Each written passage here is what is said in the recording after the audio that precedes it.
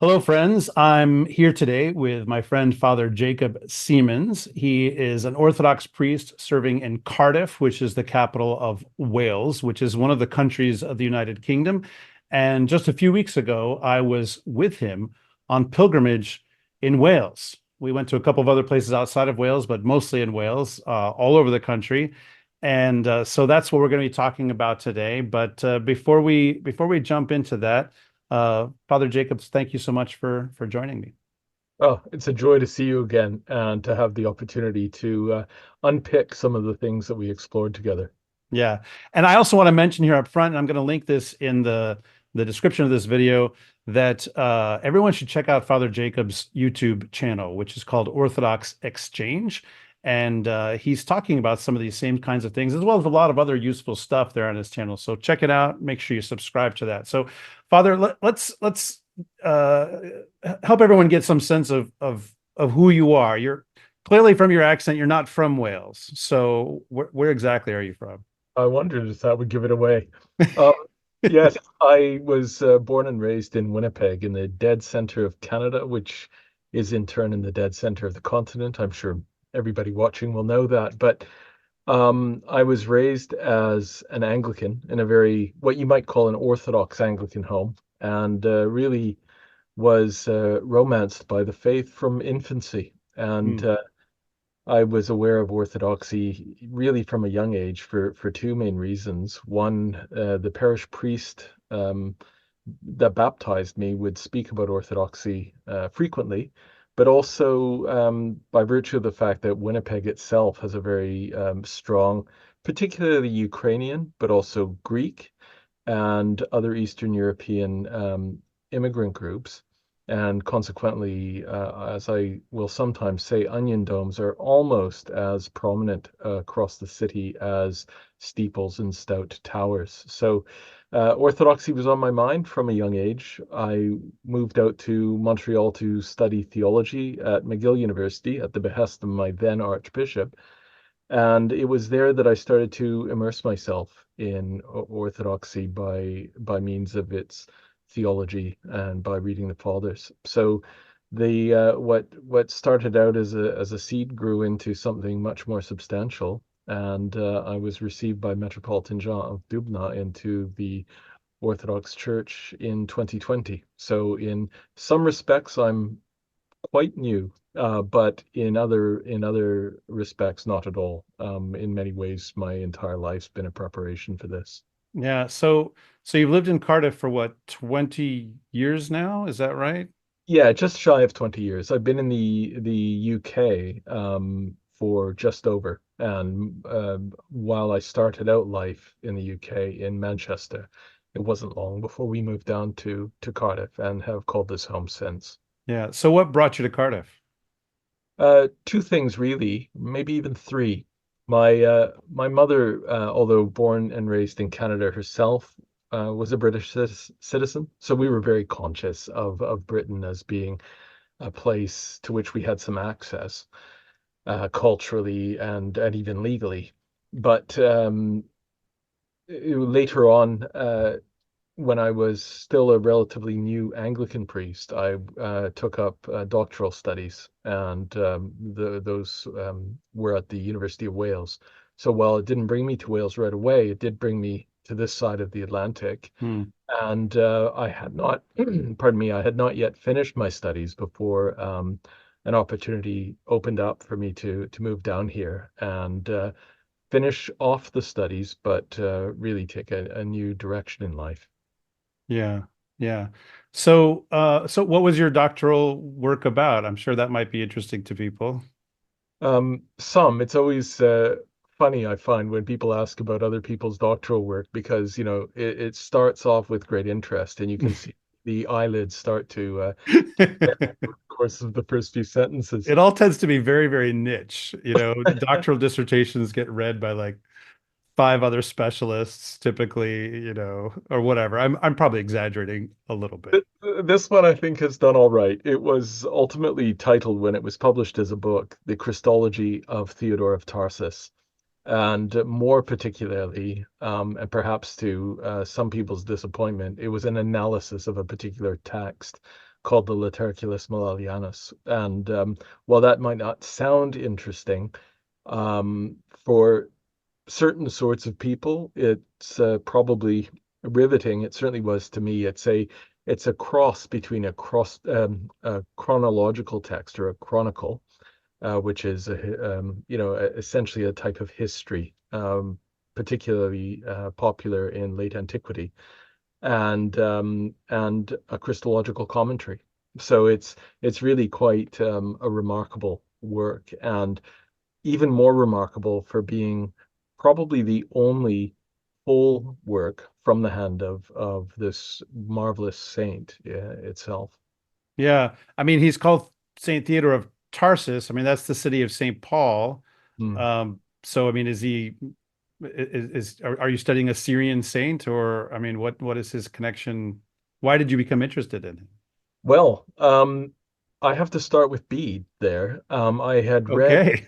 the Venerable Bede a few times and always been taken by this character that I believe, if I remember correctly, is first described in Book 4 of the Ecclesiastical History. But there we get a description of this Greek monk who is, when Bede takes up the story, resident in Rome, who is, through a series of adventures or perhaps misadventures, ultimately picked up by the Pope and sent to Canterbury to become the Archbishop of Great Britain. Um, but Bede includes a detail that I found really fascinating, and that is Theodore, that is, was forced to remain in Rome for an additional 3 months so he could grow out his Eastern tonsure and be retonsured the Western way. Wow. I don't even know what the Eastern tonsure looks like, but what I do, I mean, in that context, Yeah, but yeah, what, yeah.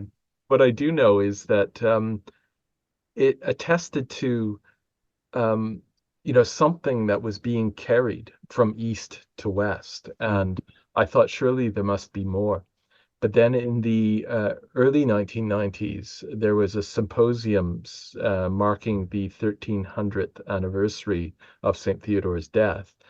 And it was there that was discussed some biblical commentaries that had actually been discovered in the earlier part of the 20th century, but then lay unedited for a very long time, partly because they were discovered by a German paleographer named Bernard Bischoff, and his work was interrupted by the war. Mhm. And as a result, they were not, laid out for public consideration until I think it was 1957 in a journal article. And after that, they were edited by first Bischoff together with a scholar named Michael Lapidge, and then Lapidge alone because Bischoff died. But they were biblical commentaries from the school at Canterbury. Oh, wow. That was exactly my response. Yeah. I thought, oh my goodness, we've actually got text that can be directly attributed to the great saint. Um, but uh, the biblical commentaries and comment on them, as well as, I mean, their release in a particular volume was like the opening of floodgates. Almost simultaneous to this, another scholar of English named Jane Stevenson had begun editing this text that we now call the Laterculus Malleolianus. But she had identified characteristics in it that made her think this could be from Saint Theodore as well. And I guess, as the story goes, Michael Lapidge agreed with her, and so she proceeded with her project. And it was her edition ultimately that I used. Although in retrospect, I would probably actually want to make one myself because I didn't agree with all of the translation decisions she made. But an incredibly exciting text, not because it's not especially speculative when it comes to Christology. It's not exciting in the way the work of some of our other fathers might be exciting, but what it reveals in terms of the transmission of ideas from the Greek and even Syriac East to the shores of Britain in the 7th century. is astounding. Yeah. Yeah. Well, so how did you get interested in British saints in general besides Saint Theodore? I mean, that's a very intriguing idea. Here you have this bishop from the Mediterranean, from the Eastern Mediterranean. I mean, this is the world that Orthodox tend to think about a lot, right? All these Greek and Syrian and so forth saints. It's fascinating to think about him coming and sort of bringing his own sort of lifeblood into the early English church. Um, so, I mean, was he your kind of initial contact with the history of Christianity in Britain, or were you just sort of generally interested in British saints, or tell me about that. How did you get interested in this heritage?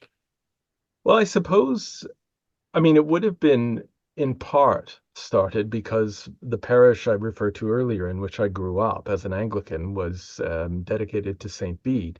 Hmm. And you couldn't help but be conscious of, at the very least, who he was, although, it would take years for me to understand his importance. Yeah. But on top of that, I blame U2, Clannad, Enya, and Hothouse Flowers, I think.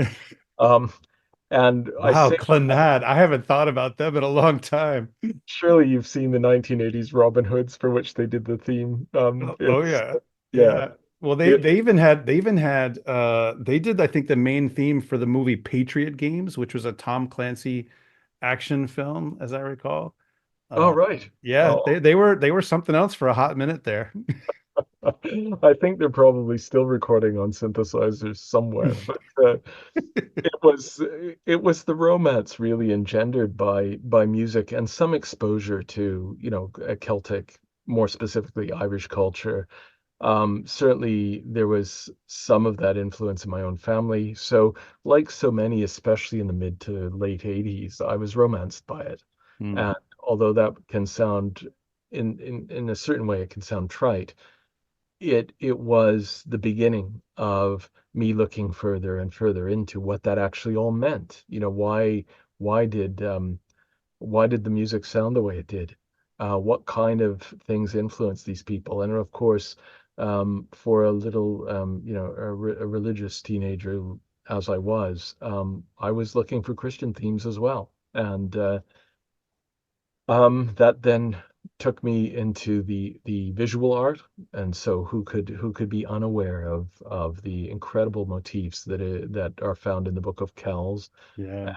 the relationship between, say, the Book of Kells and the Lindisfarne Gospels, and this breathtaking knotwork, the standing crosses, the high crosses that you and I have now both experienced in the flesh, so to speak. Um, yeah, it was really, I suppose it was a romantic entry that Hmm. first twigged my interest, but it was, as I could substantiate that romantic attraction with an awareness of the beauty of the content, that I found it stuck. Yeah. One thing that did affect it was academic work. And while I don't eschew any of the work I did, the fact is, there is the possibility, of course, that uh, getting stuck in with empirical data can diminish the romance. That said, while it certainly had an effect in that way to some extent, the whole time I worked on my academic work, um, with Aidan Hart's permission, Aidan Hart, for those who don't know, is a great iconographer and very prominent here in Britain. But he had uh, sent me at one point a very high quality image of his icon of St. Theodore of Tarsus. And that was my computer desktop for at least a decade. And I'll be really honest and say it kept me anchored in the purpose and in the fundamental content or the spiritual content of what I was doing. Yeah. So I wasn't entirely lost to data. I was able to come back and discover that, no, that reality that had first romanced me was in fact the fundamental reality that made all of this worthwhile. Yeah. A lot of Orthodox Christians in America, particularly those who are converts to the faith, have, um, because of the history of America and it's being a nation of immigrants ultimately, a lot have heritage in the British Isles, right? English, Scottish, Irish, Welsh. Uh, I don't meet too many people with Cornish background, but they are around. And so, it's interesting, that you can often go to Orthodox churches in the US and see icons of British saints, right? You know, you encounter St. Patrick, for instance. Although, yeah, you can call him British, I guess. Yeah, he's British. I mean, that's where he was from. He was not from Ireland. He was a missionary to Ireland. And so, I mean, this is kind of a romance question. Like, so what's it like actually living there? A lot of us are casting our imaginations over there on a pretty regular basis, I would say. I mean, I have icons of some of these saints right here in my studio, at my home for sure. I mean, what's it like living within a relatively short drive of many of these places and legends that are part of this heritage?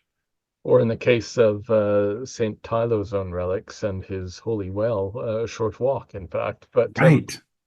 uh, it's a mixed experience. And I'll just be very open with you. It took your recent visit here to reignite in me a sense of the meaning. And the reason I say that, I was speaking with a dear friend in the United States very recently, and he had spent his time over here doing academic work at the University of Birmingham. And we were joking because um, in his time in the United Kingdom, he lived in Cardiff.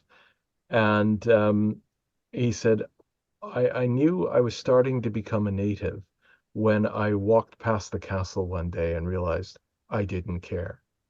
And in many ways, that's a tragic and terrible story, but it affects us unless we put in the effort to stay connected. And Yeah. there was a long period in my life being here where I sort of took it for granted, and that is no longer the case. It wasn't the case when I first moved here, and it's no longer the case now. But um, life does roll on here the same way it does anywhere. What is so remarkable is um, feeling, I suppose, in your bones, the fact that underneath your feet, the water is gurgling and bubbling, and it's what sort of nourishes the soil, both literally and spiritually.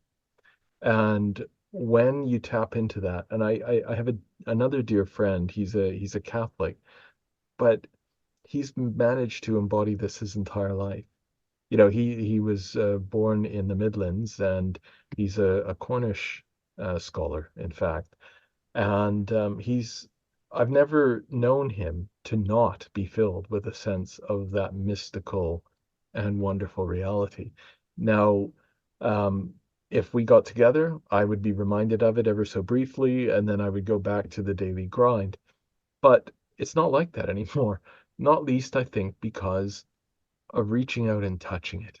I've Mhm. passed holy wells. I think when you and I spoke in preparation for the Welsh pilgrimage, when I was cycling regularly, I, I'm sure I was passing holy wells every few kilometers, because in some cases they're just set back from the road, surrounded by ferns and other growth, and you don't necessarily notice them, but they're so ubiquitous across the land that once you're aware of them, you can't believe you ever missed them. And I suppose that's where I'm at, Yeah. and that's what it's like to wake up in the morning. You know that this is real, and this is speaking to you and beckoning to you and nourishing you. Beautiful. Um, a lot of us probably know something about Scottish saints or Irish saints. Um, I'm not sure too many Cornish saints are well known, and definitely a lot of English saints. But I think that Wales is a little bit of a blank spot for Christians in the West, certainly for Orthodox Christians in the West. We might have heard of St. David of Wales, maybe St. Winifred. Um, and that's probably it for most people. And so that's what I want to talk about for a few minutes. I mean, to begin with, what would you say is the kind of peculiar genius of Welsh Christianity and Welsh saints? I'm glad you've asked me because I was chomping at the bit to get on this one. Um, if anything, I think that the whatever seeds were planted, seeds of faith that were planted in British soil, seem to have taken with the Welsh more deeply and earlier than anywhere else. Mm, Now, I suppose it would take a paper to substantiate that, but um, we all know the legend of Saint Joseph of Arimathea bringing the Holy Grail to Britain after the death, resurrection, and ascension of Jesus. But as is so often the case, these so-called myths, I think, reflect a profound truth. Now, whether we can dissect them and say something about them that makes the history books is beside the point. The profound truth is that very early on, Britain accepted the faith. Now, when I was studying theology at master's level, I remember being utterly surprised, really, at how the faith had arrived in Britain as early as it had by virtue of the witness of Pelagius as a British heresiarch. But it actually goes back much further than that. And where do we see this attested to? In Wales. I had the privilege of sitting down for lunch with somebody known to both of us now, but that is Rowan Williams, just a couple of weeks ago. And we were talking about this. He had presented a paper to the Classics Association called Jerusalem, Rome, and Llantwit Major. And in it, he puts forward the idea that, in fact, uh, well, I'll back up for a moment. Sorry to anybody for whom this isn't clear. But there was a book released in the very early 1990s by an author named Thomas Cale called How the Irish Saved Civilization. oh, sure. Yeah, yeah. And, that could be criticized as it probably should be from sort of an academic point of view, but it was a good yarn. It was a good story. And of course, it reflects a certain type of truth or reality. But taking account of what the retired Archbishop of Canterbury had to say, it seems necessary that we back up. We have to look pre-Patrick. Patrick himself was Welsh, taken over to Ireland by slavers, where he labored until one day he was able to escape and return to Wales, before then returning to Ireland, becoming its apostle by virtue of a dream he had that called him back. Well, we have to then ask, why Wales, and why is it that he was a man of faith already, prior to Ireland's Christianization? And I started to poke through some of the sources and discovered that, of course, Tertullian in the second century refers to the British Christians. And when you couple that with the evidence we have for intercourse between the islands, particularly what is today Great Britain, and Egypt, and the late antique Near East, there's clear sort of material evidence that there was a lot going on. Yeah. And amazingly, it was skipping the continent. It was coming directly via the Mediterranean and then up the Bay of Biscay into the Bristol Channel. Hence, Byzantine artifacts being found on beaches around Tintagel and and other such evidence.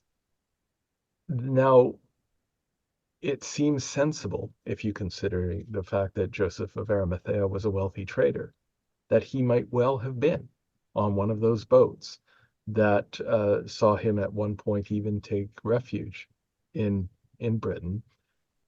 But again, whatever the historical reality of the case, Britain took root, or sorry, Christianity took root in Britain very early on, far earlier than I myself had imagined.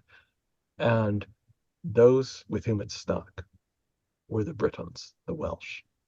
And so its genius begins in its early acceptance and in the fact that um, something seemed to sort of incubate in the land here that would grow into something marvelous, most especially seen in the 6th century saints.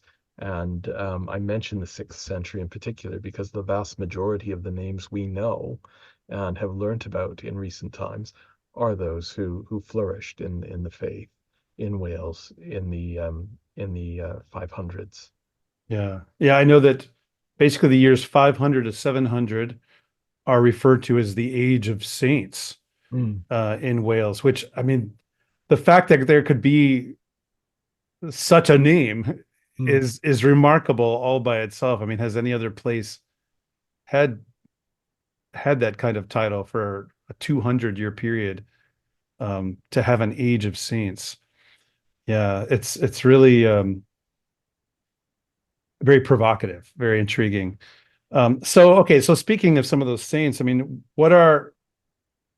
who are some of your favorite saints to tell people about amongst the I think there are hundreds maybe of Welsh saints. It's really remarkable how many there are.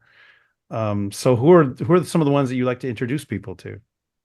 Very often I start with those whose names I find easiest to pronounce. It is obviously Saint Tylo, Saint Non, Saint Malenga, Saint Winifred, but it would do an injustice to the landscape if I limited myself to those. I'll start with Saint Tylo because he is so close to me.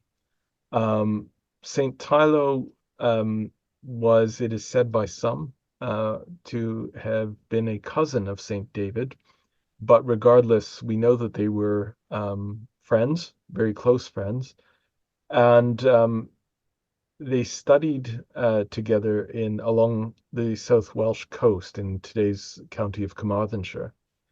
And they were joined in their friendship by a third saint called Saint Padern. And the three of them, while growing in knowledge and faith, ended up traveling to Jerusalem, where together they were ordained bishops Oh, wow. by the Patriarch of Jerusalem before returning to Britain and carrying on with their respective missions. That brought St. Tylo here to Cardiff. And for those who don't know, he is in fact the patron saint of this city.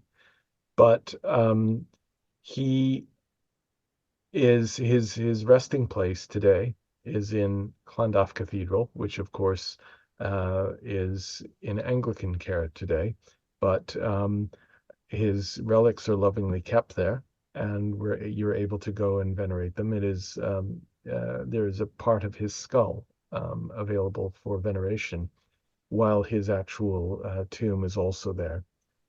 And outside the grounds of the cathedral, but butting up very close to it, is the Holy Well of St. Tylo. So he feels very immediate. And, again,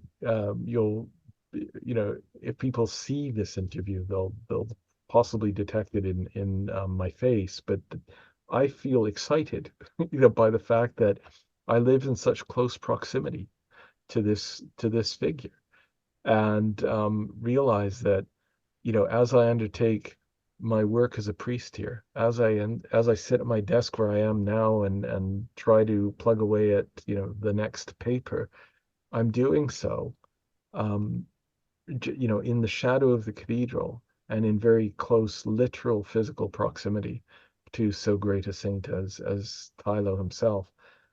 And of course, the idea that at one time I thought it was only a figure like St. Theodore of Tarsus who brought together East and West. to know now that he and the national patron, David, and St. Patern together traveled to Jerusalem, where they were made bishops by the patriarch there, I find just incredible. It's the kind of thing that just it excites me historically, but spiritually, it's very invigorating. Yeah. So who are So, some other big ones that you like to tell people about, whether you the, can pronounce them easily or not? I'm not only copping out by sticking with the names I Yeah, can. I mean Welsh can be quite the jaw cracker. I mean, during our time together, as you remember, every time I see a road sign that where I couldn't quite make out how to say something, I would ask you like, okay, what's the double D? What's the double? Why are there two N's here, two F's? One, the joke, of course, is that Welsh very rarely uses vowels, but what it is actually that there are vowels that are hidden in the orthography that most of us are not aware of, but it's still kind of a jaw cracker of a language. It is indeed. And, I'm subject to much mirth on the part of my children because they all have the benefit of studying Welsh at school. Um, my wife, fortunately, who has really immersed herself in the language for the last number of years, is much more gracious to me than my kids are. But none of it has helped me pronounce it all properly. I was able to get away with my attempts when you and I were traveling because you couldn't verify what I was saying with the other. Um, One saint that really stands out for me is Saint David's mother, Saint Non. Hmm. I think that I had been to her well before you and I went there, but I'll begin by describing its physical location. When you travel west and sort of along really the southern corridor of Wales, which is the M4 until Carmarthen, after which it just becomes an A road, which is a secondary road, and then a series of winding roads, you eventually get to St. David's. And that is the town named for the saint, of course. The town itself is, or I shouldn't even say town, it's a city. And it's a city as tiny as it is, entirely because it is home to St. David's Cathedral. And in the Middle Ages, cities were designated by virtue of their status as cathedral places. And so St. David's is said by many to be the smallest city in the United Kingdom. And when you arrive there, you're able to make the trek on foot to St. Non's Well. And what struck me this time was taking her story more seriously. Um, I'd certainly read the story of St. Non, but in this case, there were so many features that, in fact, could be shocking. The first is she conceived St. David by rape. She was Yeah. the victim of a horrible crime. She obviously kept the child and bore the child, but while he was still in the womb, miracles were being associated with him. So there's a story of a great Welsh preacher. This is interesting because St. David is born at the beginning of the 6th century or at the end of the 5th, but there's a Welsh preacher who comes into contact with his mother while he is still in the womb, who is silenced in her presence because of the child she bears. Hmm. Now, um, this is only, of course, laying the groundwork of things to come, but it was one example of the sort of thing being attributed to Saint David, even before his birth, that provoked the jealousy of the local king. I believe it was the king of Ceredigion, which is another county just up the west coast from Pembrokeshire. And the king of Ceredigion was determined, therefore, to take the life of Non.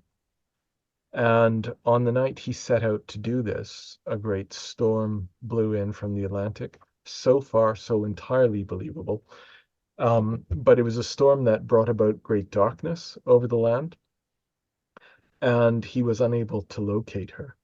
Meanwhile, she had taken refuge from the storm essentially on a grassy knoll overlooking the Irish Sea.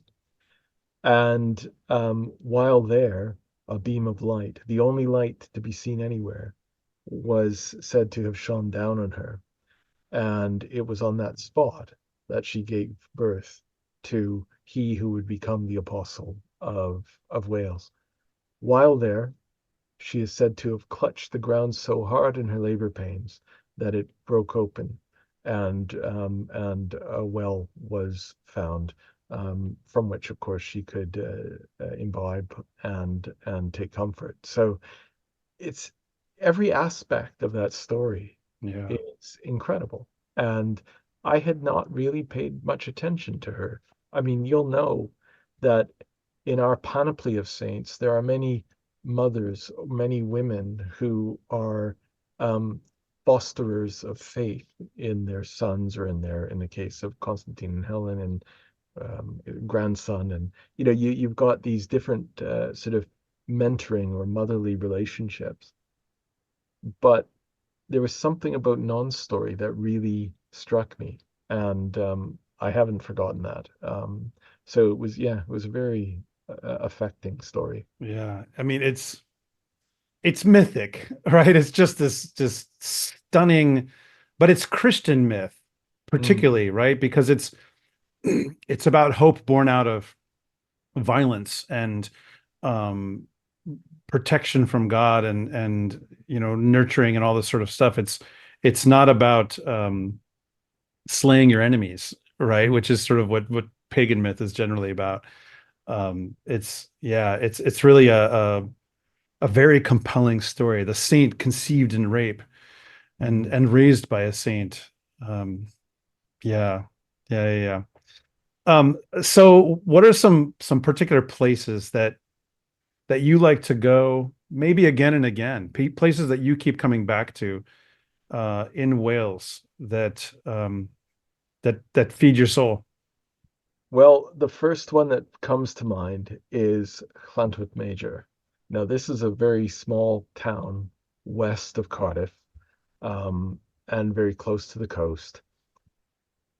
It's very beautiful in and of itself. And for anybody that were to ever stop there, it's got one pub in particular that is in a medieval building. And so it just has a wonderful atmosphere to it. But that's not what took me there in the first place. What took me there was um, the church. The church houses a collection of um, fragments of high crosses. They've had it redeveloped over the last number of years, and the public can go in to essentially a glass annex and stand in the presence of these great, very early medieval high crosses. And they are exactly as the Romantic might imagine, intricately carved with Celtic knotwork, and just incredible. But the reason it's additionally significant is that it was the home of Saint Ilfrid, who was um, of the same time period as the others we've mentioned, such as Saint Tylo and Saint David. But he was a monastic and a teacher. And Llantwit Major, I referred to it already when I mentioned the paper that Rowan Williams had delivered to the Classics Association. But um, this was essentially a monastic college, Hmm. and the intellectual tradition was being sort of proliferated there. And so it's this place of great sanctity that you can feel very palpably, but equally a place that reminds us of the light born by knowledge, true knowledge, and the worthiness of carrying that on, because the Welsh Church was not simply a pious institution. Clearly, it was pious in the sense that it was filled with you know, people who had committed themselves to a life in Christ, but that piety was substantiated by the pursuit of knowledge. And what exactly that would have looked like in terms of curriculum, We don't know exactly. We come Mm. to later when we look at the curriculum at Canterbury and um, in other schools of Britain. But we can well imagine it would have included some of the classical touchstones inherited from the Romans, but equally the form of Christianity that had been inherited by these great saints, which would have looked probably a bit like um, Eastern monastic Christianity. And I Wow. say probably, I mean almost certainly. Yeah. So it was a faith that would be very resonant to the modern Orthodox person looking into it today. Yeah. Yeah. You've already mentioned a couple of times, and this is a big part of our pilgrimage together. Holy wells. Mm, What's the deal?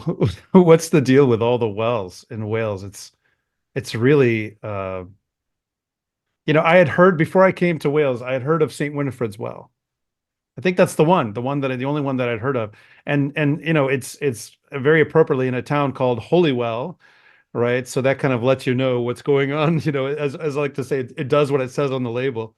mm. And it's this huge, wonderful 16th century structure built around this well. I mean, it's really quite magnificent. But most of the wells in Wales are not like that. So what's going on? What's going on with the wells? And I don't know, maybe mention some that you found particularly compelling. Absolutely. If I was a poet, I would wax poetic on Wells now, just ad infinitum, probably ad nauseum.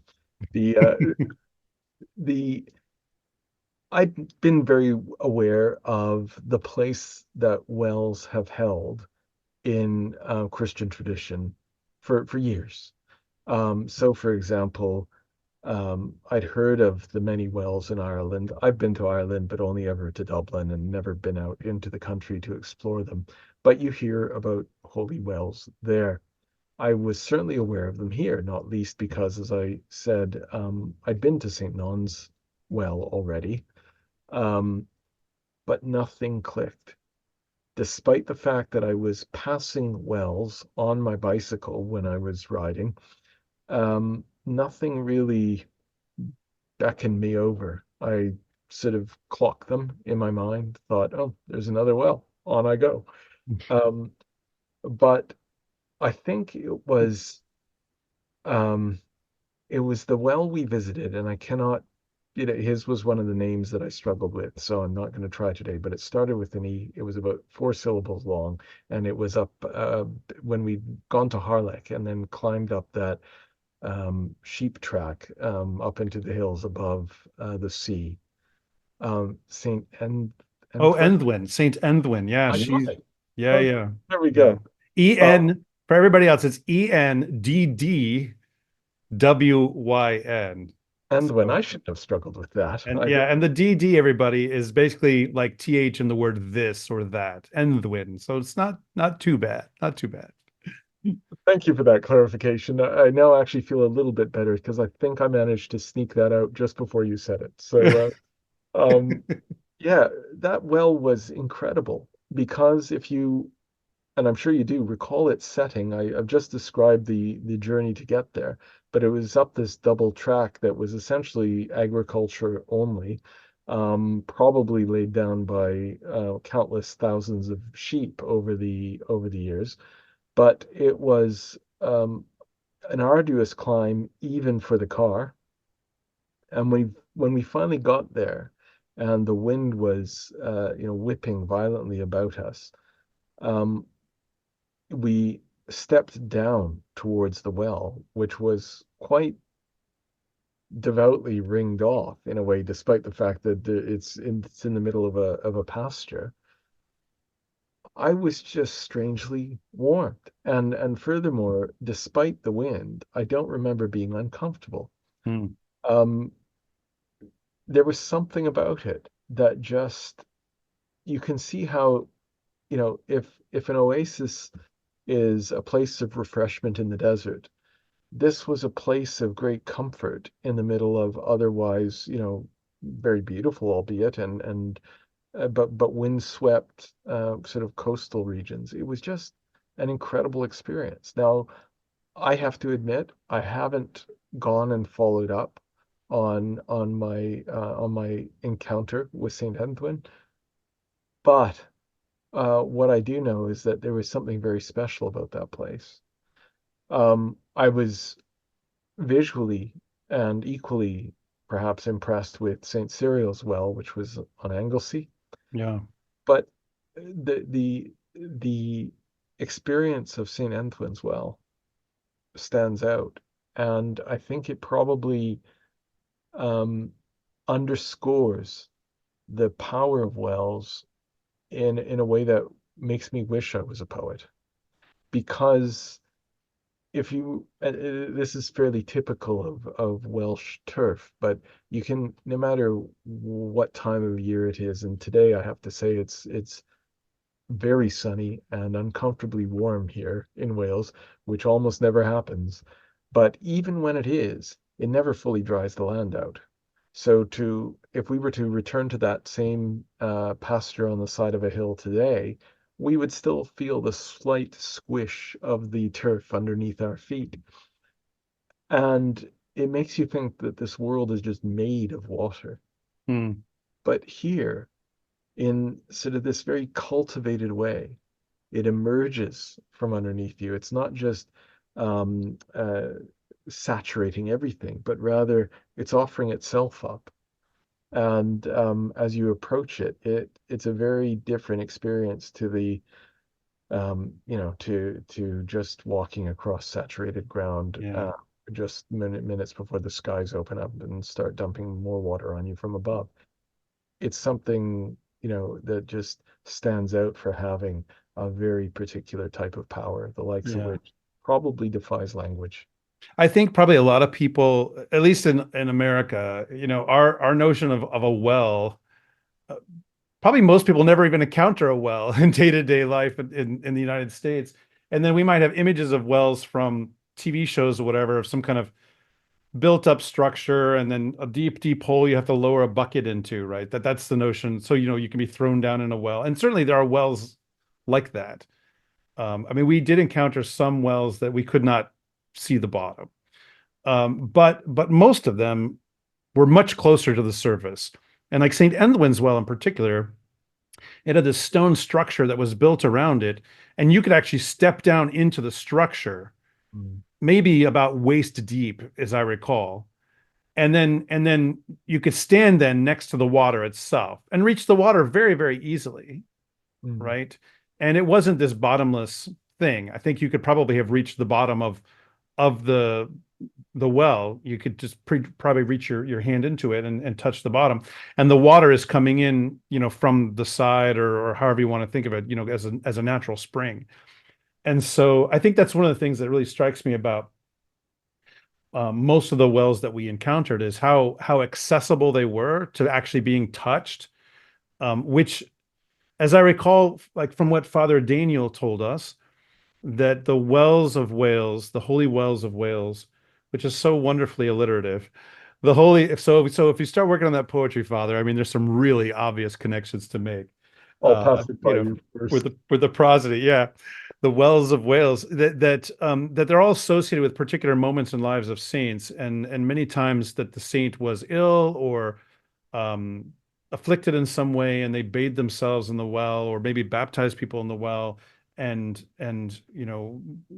healing and protection and love from God came through it. And so it wouldn't make sense if these holy wells were just like a deep hole that you lowered a bucket into, most of them, because how would the faithful, making pilgrimage to that would be a little anticlimactic, but if you can go and step down into it, or at least reach your hand into it, or as we did, dip our pectoral crosses in there, then there's this direct connection. And I think Mm. that's one of the things that struck me about a lot of the pilgrimage places in Wales is that um, it's not something to observe. It's something to go and actually get your hand into. That makes all the difference. And I think honestly, when I have suggested earlier in the conversation that it took time for this land to grow on me. It took time for me to reacquaint myself with the the story, the spiritual story of the land. Um, it was in large part due to experiencing the water. Not looking at it, not riding past it, not driving past it and knowing it's there from the motorway, but rather going to it, um, dipping in my hands, dipping my pectoral cross into it, and enjoying what it has to offer up. Because there's something invitatory about these wells. I mean, tell me if you agree with this or not, but if I were to describe, if you think of sort of land as largely flat with minor undulations, and then sort of walking along and finding that it's like a stream of water has broken through, crowned sort of at a certain point in that land, and then continued on its way invisibly underneath it. It's almost like it permits us to see it, to experience it, as if it's broken through at a certain point. Yeah. And I think that's what I find most so remarkable about it. It's not, um, these are no, there's nothing dramatic about it. These are not waterfalls, and yet they're just as living. These are they're just. It's like the water is sort of throbbing with life underneath our feet, and every once in a while, emerging to let us make contact with it, to proffer its healing benefits or its nourishing benefits before disappearing and going on its way again. Yeah. It's an One of the concepts I think that is at least moderately well known to those who have tried to understand Celtic Christianity at all is this notion of thin places. mm, And I think probably that a lot of people, when they try to imagine that, they think of some kind of portal, you know, like if I step through this or that the other world is kind of over there. But in Wales, I mean, not exclusive to Wales, obviously, there's holy wells in other places. But in Wales, it seems that the primary way that there's this thin place is these wells. And as you said, they sort of well up, but the whole point of a thin place is not that there's something special in that one spot. It's that that spot brings you into contact with something way larger, you mm, know, and with water, that is literally true. mm. You know, the water that's in these Well, wells is part of a much larger system of water, and they've been made holy by the contact with the saints. And so there's still that way. And I mean, you can many of them you can drink from. You anoint yourself with it. We blessed our crosses with it. Um, but yeah, I would say that would be my one of the things that I'll say to people is if you know this concept of thin places in Wales are expressed in wells, not yeah. not exclusively, but stick your hand in it, and you're putting your hand through the portal. You're in I it. I couldn't agree more. I mean, if anybody's seen The Matrix, there's that moment where Neo sticks his hand in the mirror and it starts to sort of seep up into his whole body. And there is a sense in which, if that's a bad analogy or a bad reference, forgive me, but there's a sense in which you can't help but be drawn into that world if you're open to it. If you're, if you have the eyes to see and the ears to hear, it's calling out and inviting us and to participate in something, and Yeah, that is a palpable yeah. uh, feeling.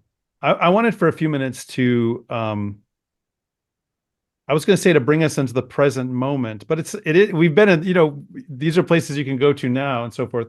But to talk about the state of Wales, the state of Christianity in Wales right now, right? So there's the Age of Saints, 500 to 700 AD. Um, but it's anyone who's ever looked into this knows that the state of Christianity in the UK is, at least in terms of statistics, is in pretty bad shape. Um, is Wales any exception? I mean, what is the kind of state of Christianity in Wales in general? Well, I just think that's a fundamentally important question, and the state of Christianity in Wales, if you trust the numbers, is dire. In fact, there is a higher number of respondents to such questions that declare no belief in God at all from Wales than any other part of the United Kingdom. I guess, and I'll say this boldly, and if people think me just naively optimistic, so be it. I have always felt since the day I moved here, without exception, even at my sort of lowest points and even at points where I wouldn't have been able to articulate the excitement I can now about the presence of the saints, I have always felt that there is something fundamentally congenial to faith here. There is, I'm not going to sort of wax romantic, but I can't help but to say that I find the people of Wales a joyous population to be among. Um, I've had the privilege in my life of living in many places, including other countries. And outside of certain parts of Canada, my country of birth, I haven't been as comfortable and as happy as I have been living here. And that is in no small part due to the nature of the people. It has always felt as if the legacy we've just been describing by means of Wells and the great names of saints um, has has colored the people's lives regardless of whether they remember or not. And clearly no place is perfect. Wales is no exception to that rule. But um, the most hostile thing I think I've ever been asked here is, so what kind of priest are you? Out of lack of recognition for the particular clothing we wear. Well, that's hardly anything to get upset about. And in fact, I get more interest raised as I walk down the street than uh, that I remember experiencing in almost any other place I've lived. So I think Wales is a place of immense promise, and this is attested to in the receptivity of the people. You introduced me at the beginning and included my surname, which I'm glad you did. But for those in the know, they'll realize that it's, first of all, a German name, and secondly, that it's a German name associated with the Mennonite community. And that is indeed my personal history. When I first moved to the United Kingdom, um, it was in a particular part of the country where I was queried about my surname frequently because they had a very long memory of the devastation wrought by World War II. Mm. And while I wasn't exactly met with hostility, it was clear that my relationship in that place was one of being tolerated as opposed to being embraced and accepted. I've never even been queried here. Since I've moved to Wales, I've just cracked on with the work in front of me and with being an adopted son, you might say, and had no issue with who I am or with what I bring here and with taking the many gifts that they have to offer me back. And I think that's just a testimony to the landscape. That said, we have evangelical challenges. And I see that as just the conditions under which we live and minister as Orthodox Christians. Wales has obviously gone through the tumultuous history of the Protestant Reformation, the establishment of Anglicanism, uh, later the growth of of chapel, so Methodism, but both in a Wesleyan and in a Calvinist form. Mm. Then the reintroduction of or the introduction of Roman Catholicism, especially strong in the 19th century, which isn't very Welsh, I have to say, is very strongly Irish and otherwise immigrant, that is inclusive of the Polish immigration, for example, and others from around particularly North European world, but equally from India in more recent decades. So it's a very mixed picture.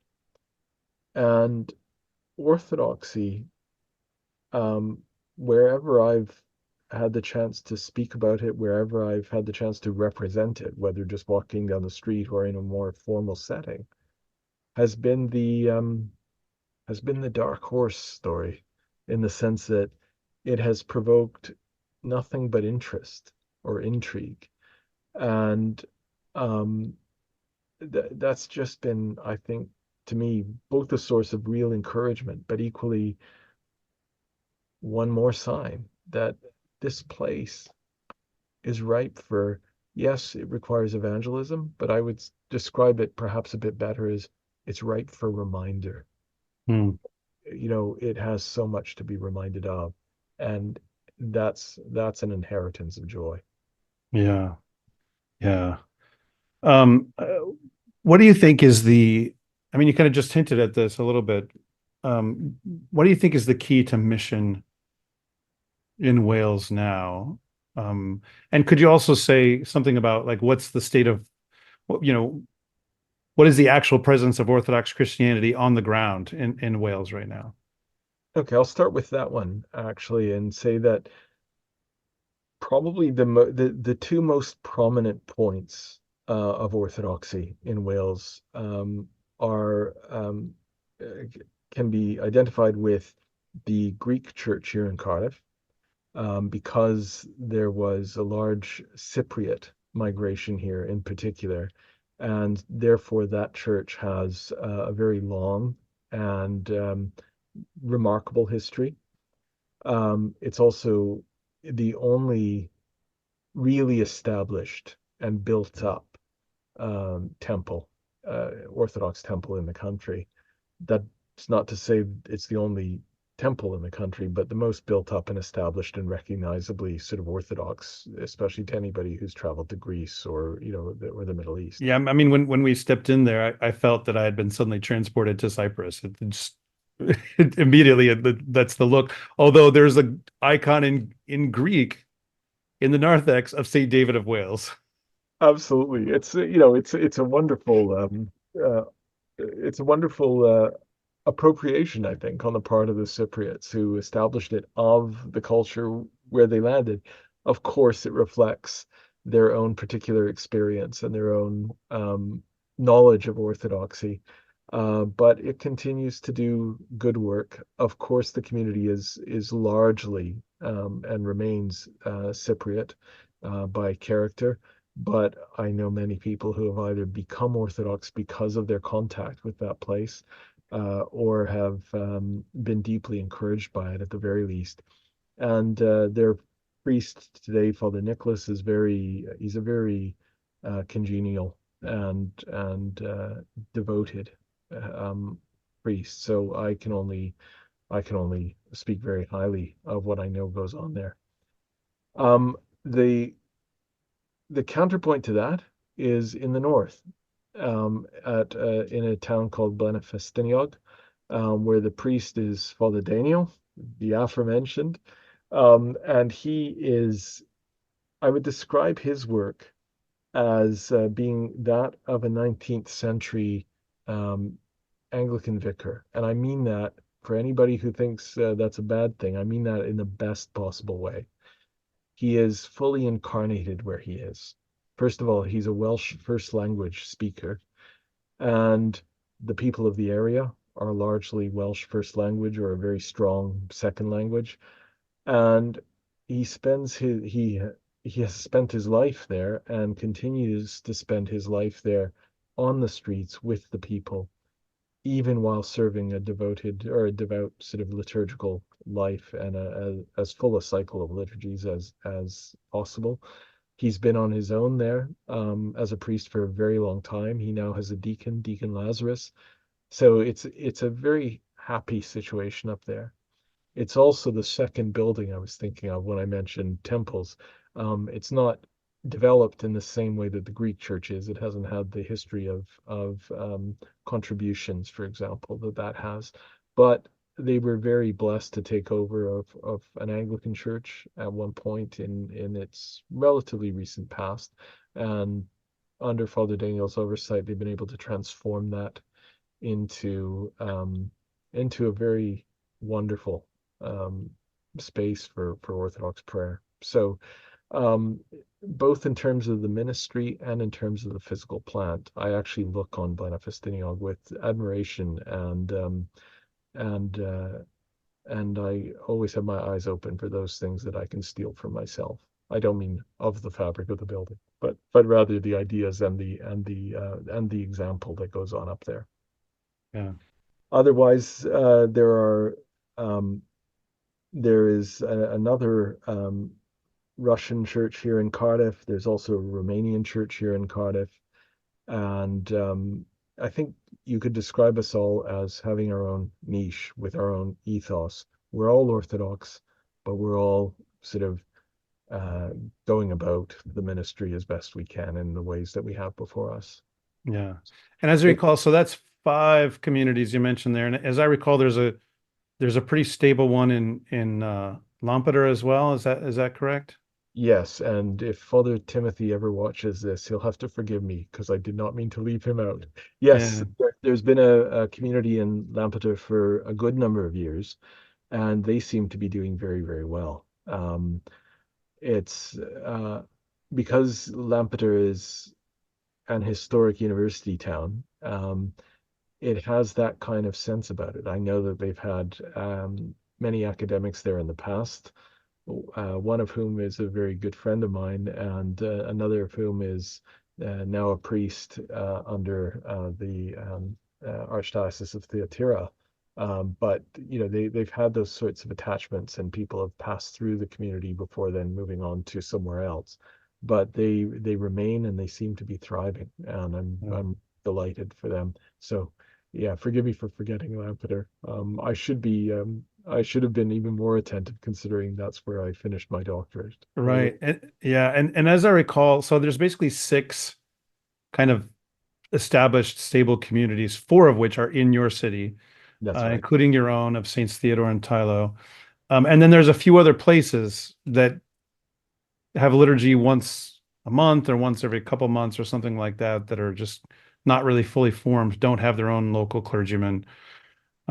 Usually it's priests visiting from other places. I know Father Daniel, I think he said in Wrexham and Bangor, he goes to both of those places and serves in those places. And there are, I think, others. So I mean, That's right. it's fairly sparse overall. There's not a lot of actual presence there, but there is some stable presence and other places where it's being felt out and yeah. Absolutely. And, I see this as a challenge right now, but it's one that I think will be addressed over time. I mean, yes, it means on the shoulders of those of us who are currently serving here sort of on our own, so to speak. We've got the fraternity of knowing each other are here, but we represent different dioceses and jurisdictions. Um, the it does mean in practical terms that we're carrying a lot on our individual shoulders as priests, but I think the communities themselves have very energetic folk, some of whom are what you might call ethnically Orthodox. They've come here from countries of traditional Orthodox background, others of whom are converts, but uh, all of that brings a type of energy that I know personally I feel enabled by. When I get up in the morning, far from despairing at the work I've got to do, I just feel like sitting in front of a map and plotting where the next expansion will be. So, and there's no Machiavellian sort of stopping with that one. It's just there's so much good work to be done. Yeah, thank God. So, I have a few more things I wanted to ask about, but if someone's considering a pilgrimage to Wales, um, I wanted to ask for some particular suggestions, maybe in addition to some of the places we've already mentioned in this conversation, of places to go, but also some suggested reading. Maybe someone can't make a pilgrimage, but would like to go there in their mind, on some level, or prepare, to make that pilgrimage. So give us some suggestions for pilgrims to Wales. Oh gosh. Pilgrimages to Wales just proffer such potential for great spiritual fruit.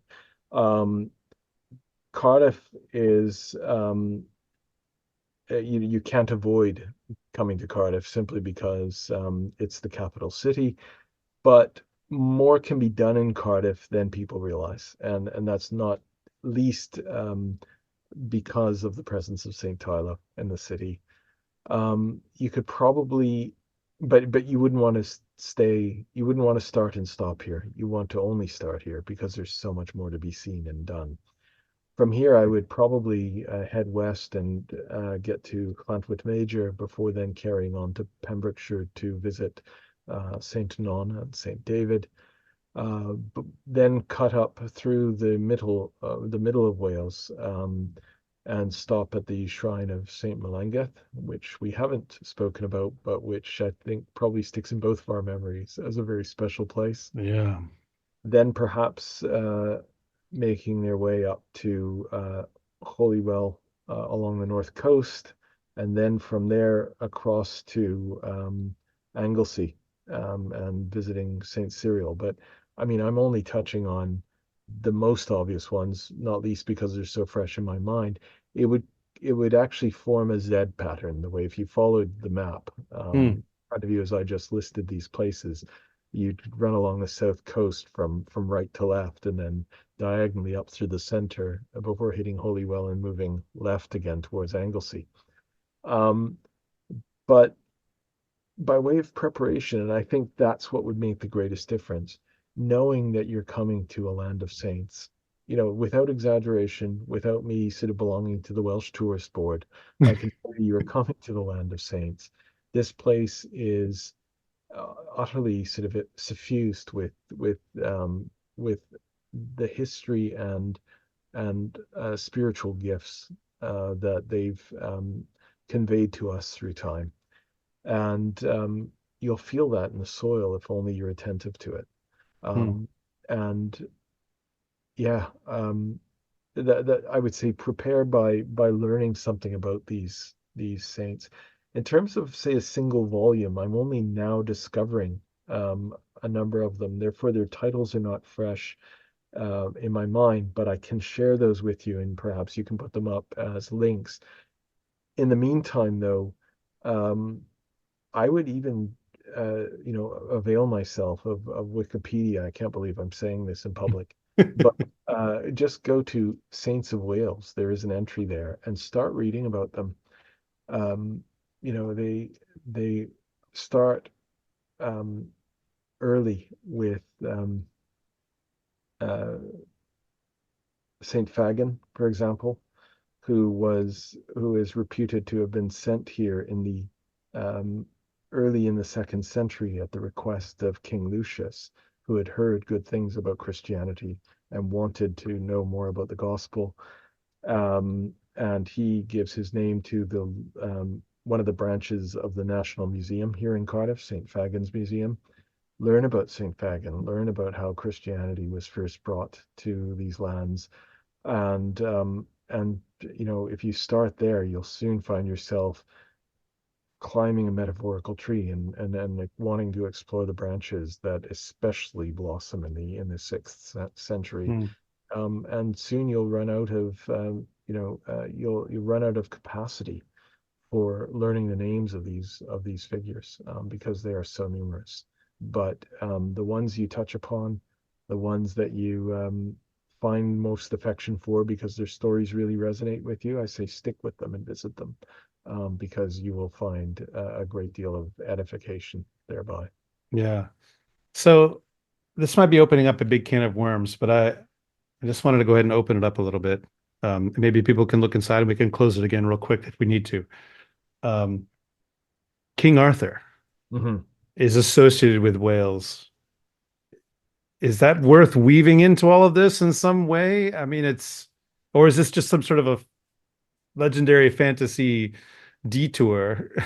Um, Would you permit me tell a little bit about how the Arthur connection was built into ultimately the pilgrimage you took here. Oh, sure, absolutely. I just because you had expressed an interest in it, and I had actually been to. There's a wonderful tourist site, very family friendly in West Wales called King Arthur's Labyrinth, and I thought, well, this will be a fun sort of midway stop as we journey to the various holy sites around the country.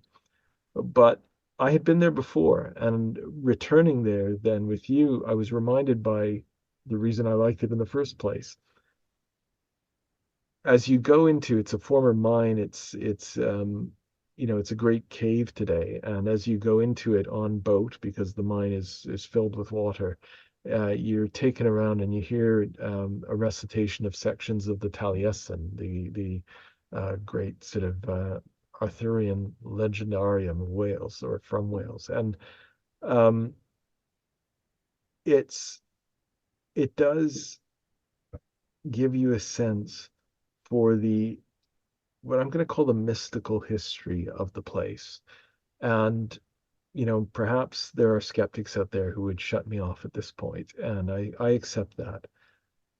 But if there's one thing I've become convinced of, I was convinced of it as a youth. I'm re-convinced of it now in my middle age. That is the mystical history, or the mythical history, if you will, is just as real as the empirical history. And I say that as somebody who can, at least on paper, claim to be an academic historian. The fact is, I don't buy into the fact that it's only empirical history that tells the story. Hmm. You want to understand the Welsh story, then reading the Taliesin, reading the Mabinogion, coming to terms with the legends that make up the spirit of this place before then Christianity comes and in some cases converts them, and in other cases trumps them. Um, Whatever is good within them is drawn up into the Christian story, and that which was not good within them, can be left behind. But the fact is, like the artwork to which I referred when we first started speaking, the Celtic knotwork and all of these animal motifs and things that we associate with it. Well, that preceded the Christian story here, but was taken up into the Christian story. Yeah. And the same can be said for much of the mythology to which we're referring now. As it concerns King Arthur, we're not talking about something that's pre-Christian, although perhaps some elements of the story may well be. King Arthur was a British king in the true sense of that word. He was a Briton, and he was a unifying force, um, as I'm sure most people know, said to have been advised across his life by the sorcerer Merlin, the magician Merlin, but one for whom the quest for the Holy Grail was of utmost importance. And while I would never suggest, um, in an Orthodox context, somebody go and watch John Borman's Excalibur, the fact is, there is a line in that film that has stuck with me when Arthur realizes, or it could be Gawain, realizes that the king and the land are one. There is something incredible in that statement that I'm still unpacking. And I'm not sure Borman or whoever wrote the script even understood what they were putting out there as an idea. But it invites us to explore the theological, the spiritual import of a story which some will find fantastical. I suspect is grounded in a, a hard history, but then mythologized, regardless of what it is exactly, its importance and the way it can help us understand what has gone on across the ages in these lands to bring us to where we are today, and equally to have informed the work of the saints. I think absolutely don't ignore it. Dive in and imbibe what there is to imbibe. Yeah. So my final question, and I've been asking this question as my final question for all my Wales related interviews. Um, what's up with the dragon? I mean, it's so prominent on the Welsh flag. You go to all the tourist shops, there's 25 different, usually red dragons you can buy there. It's yeah, it's almost omnipresent, especially when you get into cities. But still in the countryside, there's the dragon motif is very, very present. So how are we supposed to understand the dragon in the Welsh context? Um, I'm feeling like Father Daniel now because I was physically present when you interviewed him, and I saw his face when you put the same question to him, and I thought, oh, the poor man, he was right when he said he should have prepared for that one. And guess what? Here I am. Having said that, um, many people will be familiar with the legend of the battle between the white and the red dragon. And, I'm sure there are many meanings behind that. But ultimately, the red dragon represents for Wales triumph. Um, and it would seem, although I haven't actually unpacked the color significance of the two dragons, it's the red dragon that brings about both peace and protection, and the potential to settle this land and for this land to become the great land that it becomes. And as I say, I don't want to say too much about the color significance because I haven't given it enough consideration. But I do think that in this case, the dragon is protector of Wales and enabler of Wales.